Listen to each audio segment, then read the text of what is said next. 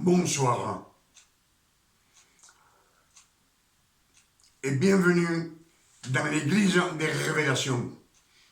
Une fois de plus, je suis parmi vous et je me réjouis. Je suis heureux de voir que vous venez, pas pour me voir à moi, mais pour écouter le vrai évangile. L'évangile des révélations. Les révélations qu'on trouve dans la Sainte Bible en méditant les Écritures. À chaque fois, comme je vous le dis, dans les Écritures, il nous est dit plusieurs fois de méditer les Écritures. C'est un conseil du Père éternel. Ce qu'on va méditer ce soir, ensemble, c'est quelques versets des évangiles. Amen. Que le nom de Dieu soit béni et glorifié ce soir.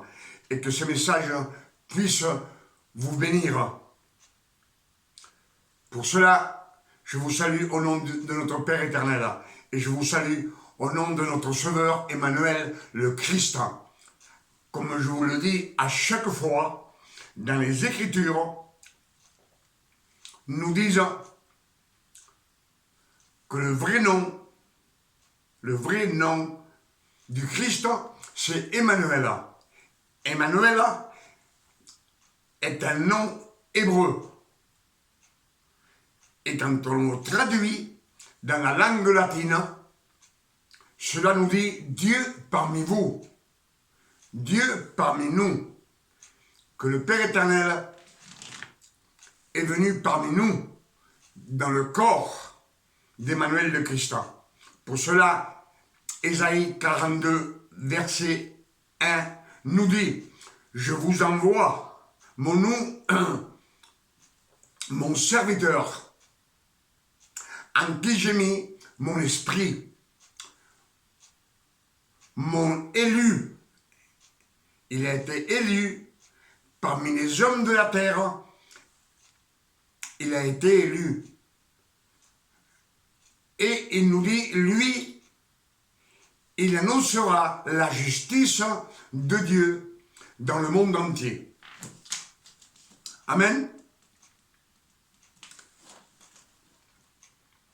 Le Père éternel ne nous dit pas dans ce verset qu'il nous envoie Jésus, le Fils de Dieu. Non. Il nous dit qu'il nous envoie un serviteur, un ouvrier, un travailleur, afin qu'il annonce, lui, la justice de Dieu dans le monde entier. Amen. Là, il n'y a aucun nom de Fils, aucun nom de Jésus. Comme je vous l'ai dit plusieurs fois, le nom de Jésus, Fils de Dieu, ce sont les latins qui ont transformé les Écritures. Et beaucoup de versets, ils l'ont mis pour leur bénéfice. Amen. Je vous le dis encore une fois, que les Écritures ont été changées 312 ou 313 années après la résurrection du Christ par les Romains, les Latins. Ils ont pris la religion chrétienne pour leur nation et ils ont changé toutes les Écritures pour leur profit à eux. Donc cette Bible que nous avons, on se sert pour nous instruire sur la parole de Dieu, il y a 1745 ans qu'on se sert de cette instruction et ces instructions, comme je vous dis, les latins, les catholiques, ils ont changé tous les noms qui avaient hébreu Ils les ont traduits en latin. Tous les noms des villages, tous les noms des femmes, tous les noms des capitales. Amen. Et cela s'est passé 312 ou 315 années après la résurrection du Christ, par l'empereur Constantin et son fils. Ce sont dans les annales qu'on trouve ces réponses.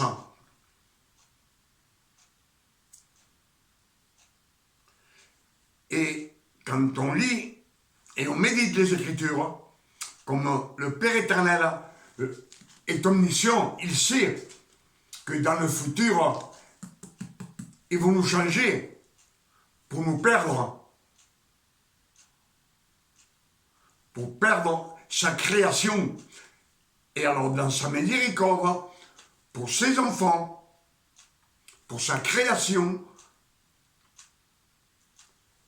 il nous dit de méditer les Écritures, méditer, afin de creuser, afin qu'on puisse trouver la vérité, les révélations que le Père éternel nous donne par l'Esprit Saint. C'est ce qui fit Paul à la fin de sa vie. Amen. Et en plus, ça nous est dit dans les Écritures. 2 Corinthiens 4, versets 3 et 5 nous disent: si votre évangile est voilé, il est voilé pour ceux qui périssent, pour les incrédules. Les incrédules, ce sont des incrédules parce qu'ils n'ont pas connaissance de la parole de Dieu. Ils n'ont jamais médité les Écritures et ils croient au Père éternel d'après ce qu'ils ont entendu prêcher. Et comme dans presque tout le monde prêche la grâce et la loi mélangées. Et si on mélange tout, le Père éternel nous dit: je préfère que vous soyez froid ou chaud. Si vous êtes tiède, je vous vomirai de ma bouche. Amen. Ce sont les Écritures. Et en plus, ils nous disent, ces Écritures, qu'on ne peut pas mettre du vin nouveau dans une vieille outre. La vieille outre, c'est l'homme qui n'est pas né de nouveau. Amen. Il nous dit bien, si on met du vin qui représente le Saint-Esprit dans une vieille outre, tout se perd. Et je vois qu'en dans beaucoup d'églises de nos jours, on mélange la grâce et la loi. Les catholiques, la grâce et la loi. Dans beaucoup d'églises que nous, ils disent nous sommes des chrétiens, mais ils mélangent la loi et la grâce. Et ça, le Père éternel n'en veut pas. Il nous dit: je vous vomirai de ma bouche. Amen. Pour cela, ce qu'on va lire ce soir, et on va méditer ensemble, comme je vous dis, je vous salue au nom de notre Père éternel, et je vous salue au nom de notre Sauveur Emmanuel le Christ. Le vrai nom, Emmanuel, c'est le vrai nom du Christ. C'est pas Jésus, c'est pas le Fils de Jésus, c'est pas le Fils de Dieu. Dieu, au commencement, n'avait aucun fils. Il n'avait que la création. La création. Les anges, il les a créés. C'est pas ses fils. Adam et Ève. Adam, il l'a créé. Il a formé de la poussière de la terre. C'est pas son fils, c'est sa création. Je pense que vous me suivez. Et pour cela, je vous dis que dans les Écritures, nous disent que le Dieu de ce monde, 2 Corinthiens 4, verset 3, Le Dieu de ce monde, c'est Satan. Le Dieu de ce siècle a aveuglé l'intelligence du monde entier, afin qu'on ne voit pas briller les splendeurs de l'Évangile. Alors comment qu'on peut avoir un bandeau dans les yeux, être aveugle, quand on lit les Écritures, on lit ce qu'il y a, ce qui est écrit, mais le Père éternel ne nous donne pas les révélations. Les révélations, il faut les chercher. Pour cela, Matthieu 7, verset 7 nous dit, demandez et vous recevrez. Cherchez et vous trouverez. Cherchez, creusez, jusqu'à ce que vous trouviez le rocher. Le rocher, c'est Emmanuel le Christ. Et Emmanuel le Christ veut dire Dieu parmi nous. C'est pas le Fils de Dieu, c'est Dieu lui-même qui est venu sur la terre. Emmanuel le Christ, veut dire Dieu parmi nous. Et on sait que le Père éternel est venu sur la terre. C'est lui qui a venu travailler pour nous. Amen. Et il nous dit, si votre évangile est voilé, il est voilé pour les incrédules. Le Dieu de ce siècle, c'est Satan. Et ce siècle, ça s'est produit 312 années ou 313 après la résurrection du Christ, quand l'empereur Constantin a pris le christianisme pour sa nation, lui et son fils, et là ils ont changé toutes les Écritures. Mais le Père éternel, dans son amour pour nous, pour sa création, il nous dit, cherchez, cherchez. Amen. Et là, ce qu'on va méditer ensemble, on va le méditer ensemble, et je vous demande d'être attentif. Attentif à la parole. Car quand on écoute, attentif, écoute, attentif, c'est pour le répéter après. Ce qu'on a appris, c'est de le prêcher au monde entier, le prêcher à vos voisins, à vos frères. Ce sont les révélations qui vont sauver le monde. Le vrai évangile, on sait que c'est les 10 commandements, parce que le monde entier est gouverné par les 10 commandements. Même les pays incrédules, ils ne croient pas en Dieu, mais celui qui vit dans cette nation, il est obligé de s'intégrer et respecter la loi de la justice de cette nation. On sait bien que dans les nations incrédules, on ne croit pas en Dieu, on ne croit pas au Christ, mais si on vole, on nous met en prison. Si on tue quelqu'un, on nous met beaucoup d'années en prison. Dans d'autres nations, ils nous condamnent à mort. Si vous faites une transgression dans cette nation où vous habitez, ils vont vous mener devant les tribunaux, ils vont vous sanctionner. Amen. Donc, le monde entier est gouverné par les 10 commandements. Les 10 commandements, c'est la loi. Et Satan ne veut pas que vous sortiez de la loi. Il veut que vous restiez dans la loi. Parce que dans la loi, personne n'est sauvé. Si le Christ, Emmanuel le Christ vient maintenant, ceux qui sont sous la loi, ils ne sont pas sauvés.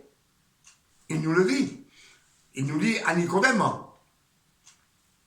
Nicodème est de la loi. Il est de la loi. Prédicateur de la loi. C'est lui qui enseigne les autres. La loi. Et il lui dit, si tu ne nais d'eau et d'esprit, tu ne rentreras pas au royaume des cieux. Pourtant, c'est un docteur de la loi. C'est la crème. Et le Père éternel lui dit, Emmanuel le Christ lui dit, si tu ne renais pas de nouveau, tu ne verras pas le royaume des cieux. Si tu ne vois pas le royaume des cieux, c'est que tu es perdu. tout celui qui meurt dans la loi, il est mort, il est en enfer. Pour cela, ceux qui restent, à la fin, qui vont se réconcilier avec Emmanuel le Christ, ils seront sauvés. Je pense que les Écritures sont claires. Et vous allez, ce que nous allons méditer ensemble ce soir, c'est que les Actes 5, verset 1, nous dit un homme nommé Ananias et Saphira, sa femme. Un homme nommé Ananias et Saphira, sa femme, vendit une propriété et retint une partie du prix de cette vente, de cette propriété.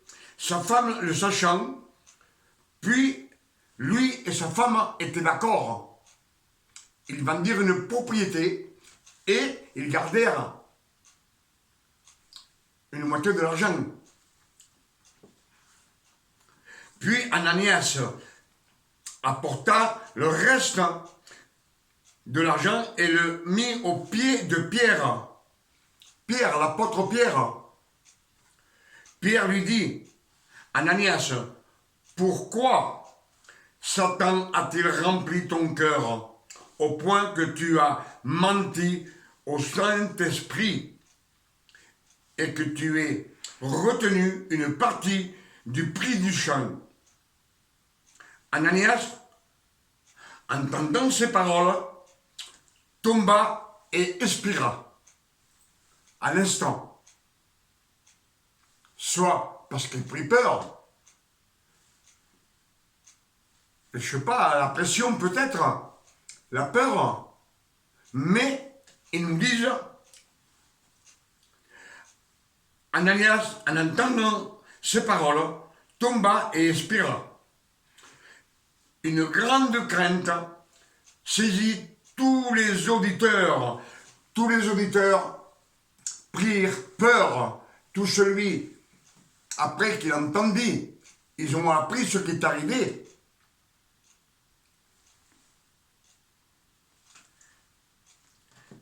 Et les jeunes hommes qui avaient devant la porte l'enveloppèrent, se levèrent, l'enveloppèrent, ils l'emportèrent et l'ensevelirent. Ils l'enterrèrent, enseveli. Amen.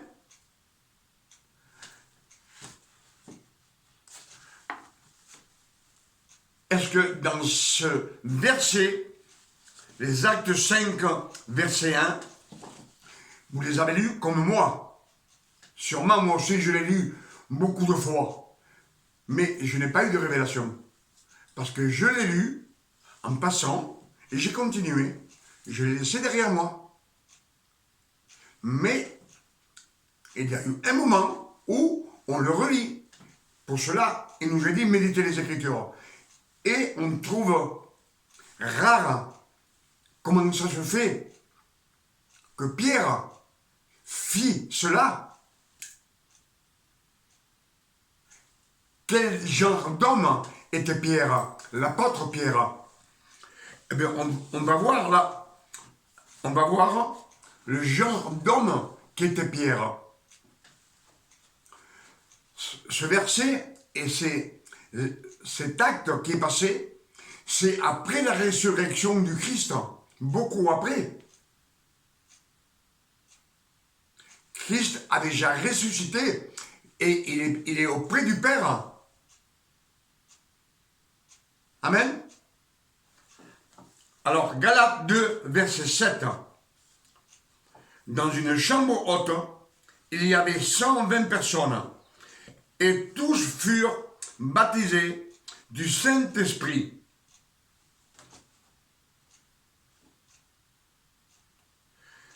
Tous ces gens n'étaient pas des Juifs, c'étaient des Galiléens. Les 120 personnes, ce n'étaient pas des Juifs. Et ils ont été baptisés par l'Esprit Saint dans la chambre haute. Amen. Et quand ils furent baptisés du Saint-Esprit,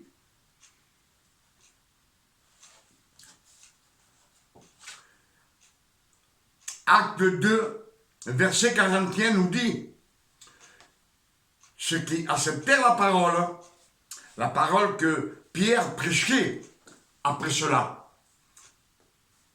Il y avait 3000 personnes, quand il prêche, qui se convertirent. 3000 personnes se convertirent. C'était un homme de Dieu. Amen. Il y avait le Saint-Esprit en lui. Et en plus, ils nous disent, les Écritures, Acte 5, verset 15, nous dit, les gens sortaient les malades dans les rues, afin que quand Pierre passait dans les rues, lorsque l'ombre de Pierre, son ombre, touchait les malades couchés par terre au bord des routes, l'ombre de Pierre les guérissait. Donc c'était un homme de Dieu, complet. Il avait toutes les bénédictions du Père éternel.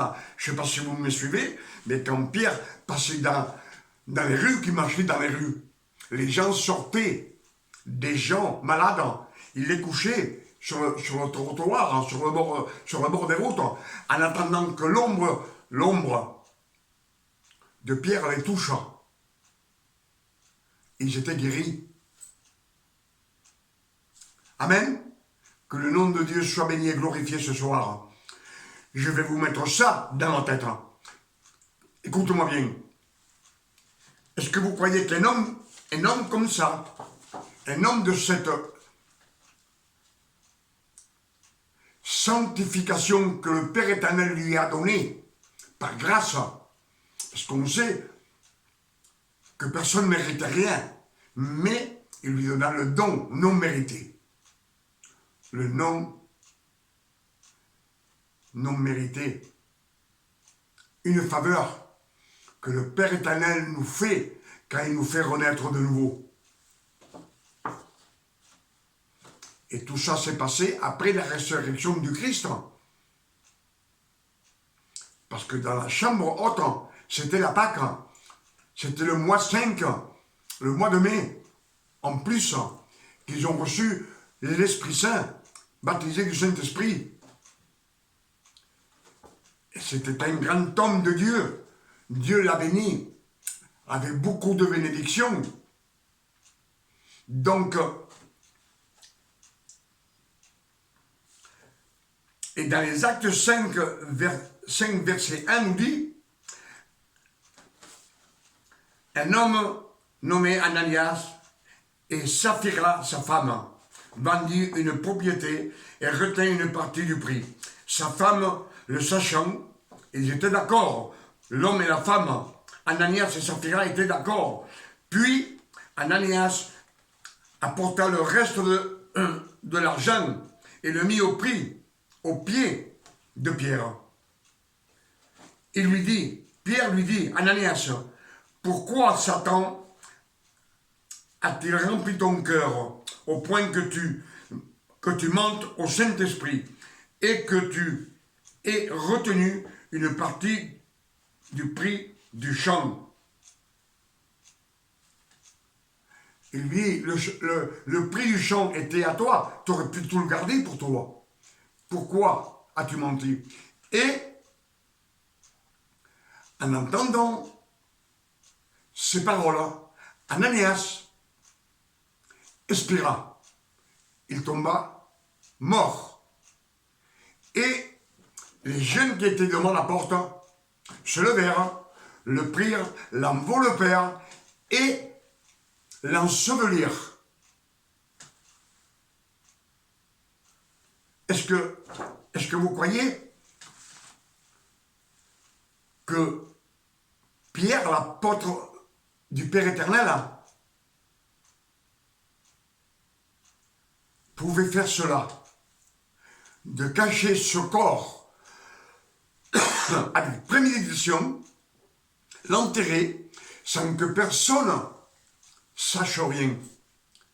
Mais tout s'est su, car quand les gens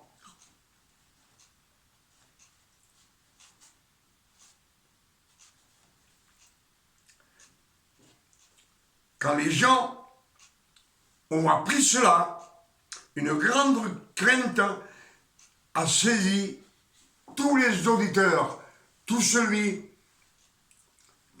que cet acte est arrivé à ses oreilles, a pris une crainte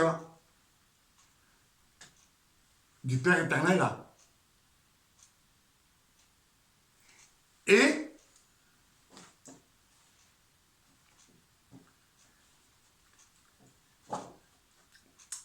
les jeunes gens s'étant levés, l'enveloppèrent et l'ensevelirent.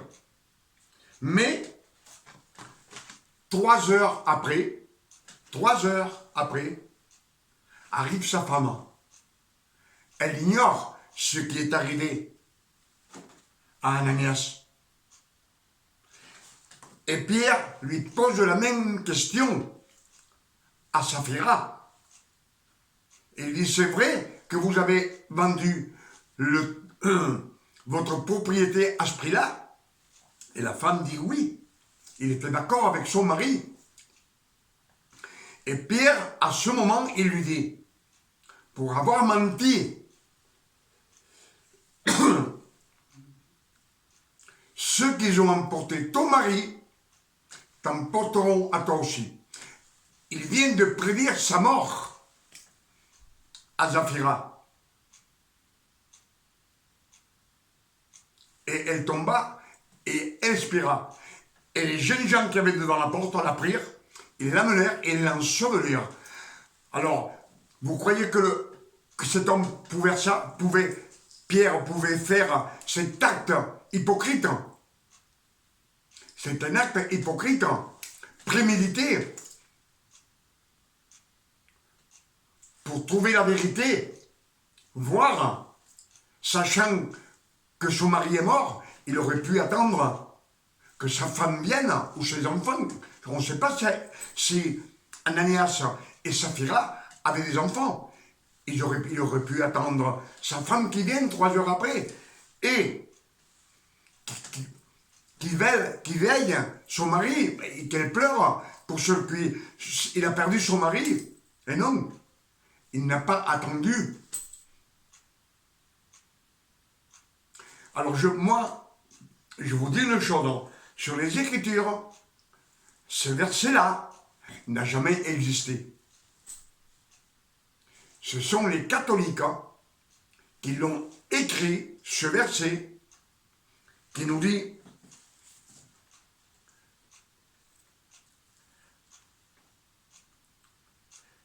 les Actes 5, verset 1. Sûrement qu'il y avait un verset à la place, mais pas celui-là.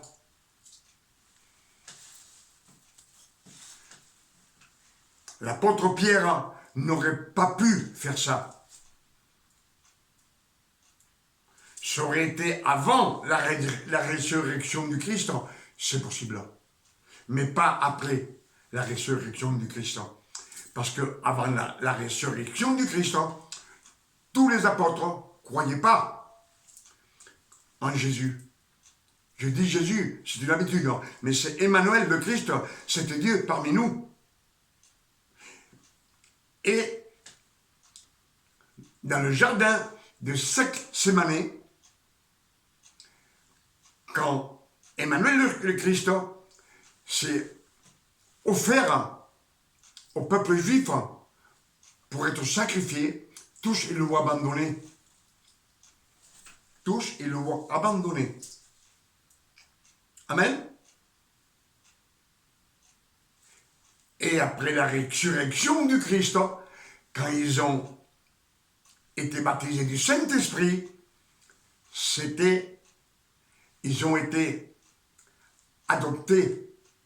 Mais ils prêchaient toujours la loi et la grâce eux-mêmes. Après,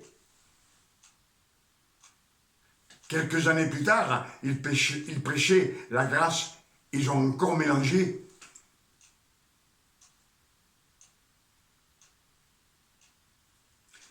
Pour cela, je vous dis que dans les Écritures, Pierre, dans ces moments, il ne pouvait pas faire un acte aussi critique comme il avait fait, de prendre cet homme, Ananias, et de l'enterrer vite fait, pour que personne ne sache, même pas sa femme.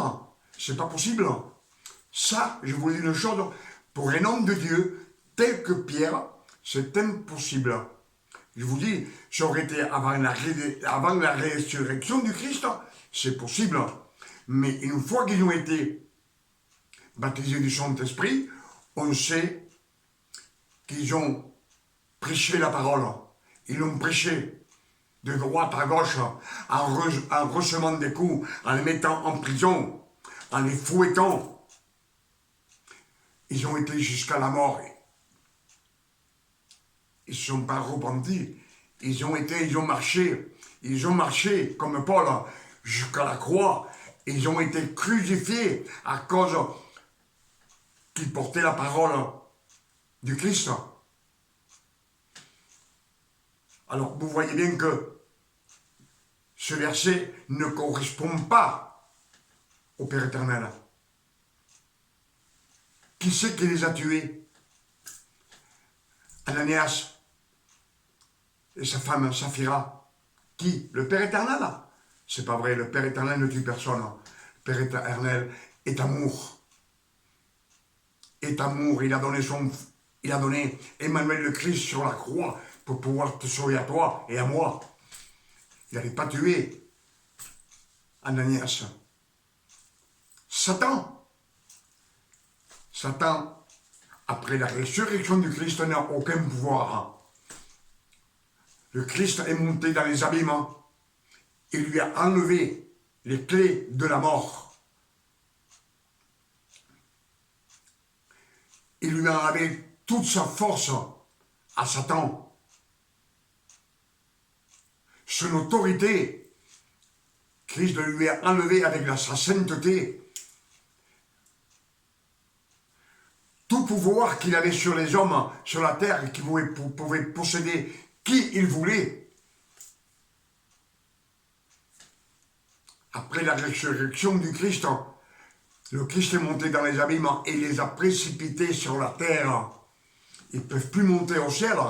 Anciennement, avant sa résurrection du Christ, Satan montait au ciel quand il voulait. Job, le livre de Job nous le dit, qui montait, et il accusait Job. Et après il descend.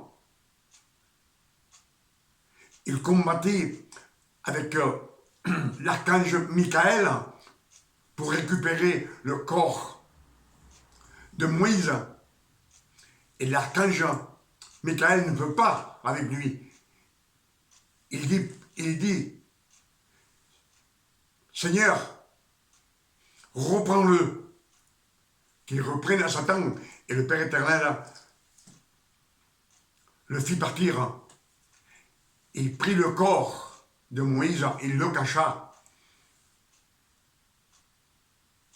Amen. Et on sait que dans ce temps-là, Satan, avec tout son pouvoir, après il vient encore une fois tenter Emmanuel le Christ dans le désert quand il est 40 jours avec 40 nuits dans le désert, il vient pour le tenter et il ne peut pas tenter la sainteté d'Emmanuel le Christ. Emmanuel, c'est Dieu parmi nous. C'est Dieu parmi nous. Amen. Donc,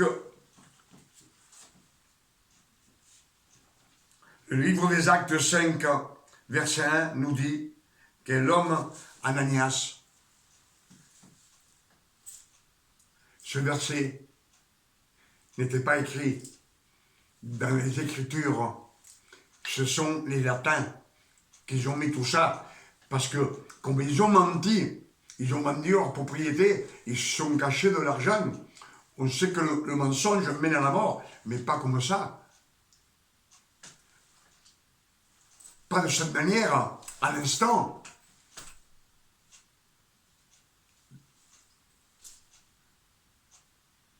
Amen.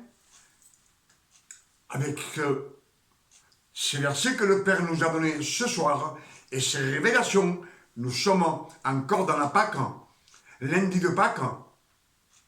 Je demande au Père éternel qu'il puisse nous ouvrir et nous enlever l'aveuglement qu'on a dans l'intelligence. Plusieurs fois, je vous ai dit que les Écritures ont été changées, les latins, les catholiques, ils ont mis dans les Écritures ce qu'ils ont voulu pour leur intérêt, pour leur bénéfice. Et ce verset, normalement, c'est pas Pierre qui les a tués, Ananias. Et il nous dit déjà que Pierre, il prédit, il prophétise la mort de Saphira avant qu'elle soupire. Avant qu'elle respire, lui dit, ceux qui ont enseveli ton mari t'emmèneront et ils te mettront en terre avec lui. Donc ça n'a jamais été fait par le Père éternel, ni par Emmanuel le Christ, ni par Pierre. Pierre, dans ce moment, c'était un homme de Dieu à 100%, avec toutes les bénédictions du Père éternel. Amen. Pour cela, je demande au Père éternel, et je dis merci Père éternel, merci Papa, pour ces révélations que tu nous donnes dans cette année 2025. On est à la Pâque. Vous savez que toutes les grandes choses que le Père éternel a fait pour le peuple élu, ça a toujours été à la Pâque, au mois de mai. Le mois de mai, c'est le 5e mois de l'année. Et le numéro 5, on sait que c'est la bonté, la générosité, l'amour, la compassion, la miséricorde, pour sa création. Amen. Pour cela, je demande au Père éternel, comme aujourd'hui, merci Papa, pour ces révélations que tu nous donnes en cette année 2025. Que le nom du Père éternel soit béni et glorifié et sanctifié ce soir, sur la terre comme au ciel. Et comme à chaque fois, je demande au Père éternel qu'il nous envoie notre Sauveur Emmanuel le Christ. Qu'il nous envoie notre Sauveur. Cherchez l'Église. Nous sommes le temple de Dieu. Quand le Père éternel dit, j'ai mis l'esprit. Dans les Écritures, on a l'esprit de mon Fils, mais non. C'est l'esprit d'Emmanuel, le Christ Dieu parmi nous. Et nous sommes le temple de Dieu, le temple du Saint-Esprit.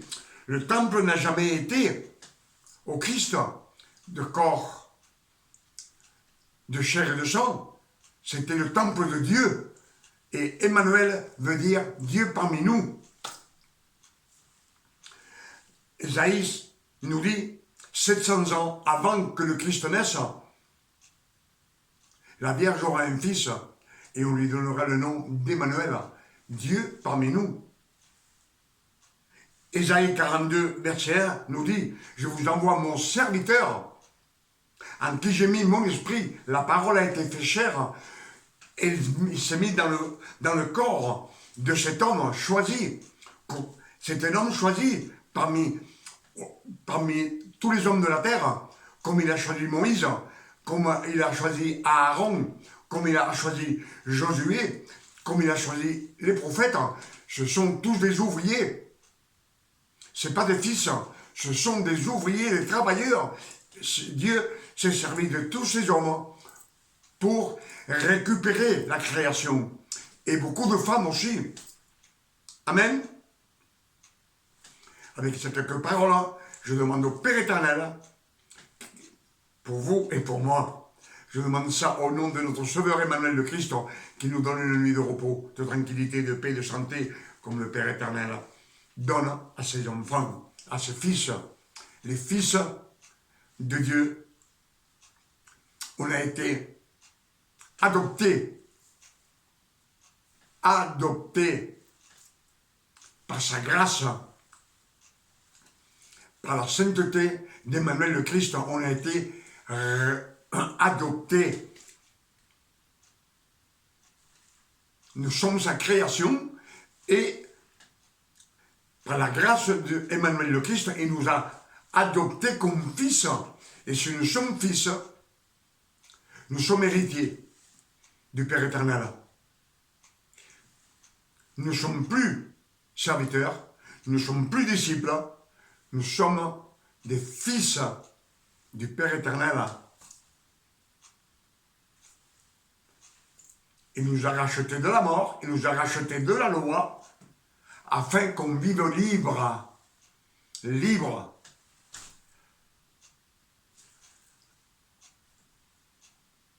À demain, si Dieu nous le permet.